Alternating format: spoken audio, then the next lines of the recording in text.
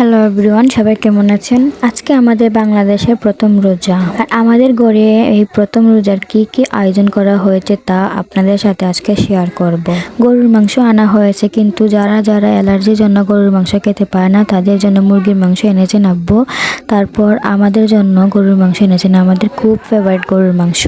দেখেন কি লাল লাল গরুর মাংসটা, এটা খেতেও অনেক ভালো লাগবে।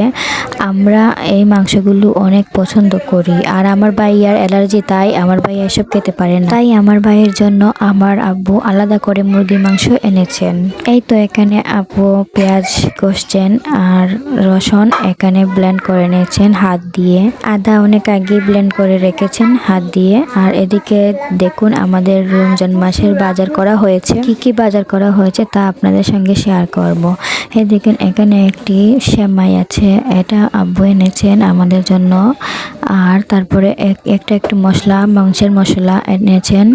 তারপরে লবণ এনেছেন, মুস্কান লবণ। এটা আমি একটু উল্টিয়ে দেখেছিলাম, একটু সুন্দর করে দেখানোর চেষ্টা করছি। দেখুন গাইজ, এটা হলো টাইগার হলুদ। এই হলুদটি এনেছেন। তারপরে এনেছেন তেল, এই তেলটি প্যাকেটে করে এনেছেন।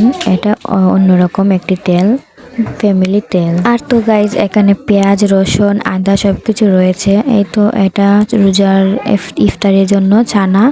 এই ছানাগুলো সেহরি করার পর সাধারণত এই ছানাগুলো ভিজিয়ে রাখা হয়, তারপর ইফতারের সময় এটা বোনা হয়। আর এটা হলো বিরিয়ানির চাল, এটা দিয়ে বিরিয়ানি বা খিচুড়ি রান্না হয়। আর এটা হলো ডাল, এই ডালগুলো বাজার থেকে ব্লেন্ড করে এনেছেন। এই ডালগুলো দিয়ে পেঁয়াজি রান্না করা হবে। আর এটা হলো তেল, এই দেখেন গাইস, পিওর তেল। এটা আব্বু এনেছেন 5 লিটার, আরও 2 লিটার এনেছেন। আর এগুলো দিয়ে কতদিন যাবে জানি না। এই ছিল আজকের ভিডিওটিতে গাইস। নতুন নতুন ভিডিও পেতে আমার চ্যানেলের পাশে থাকবেন। ধন্যবাদ।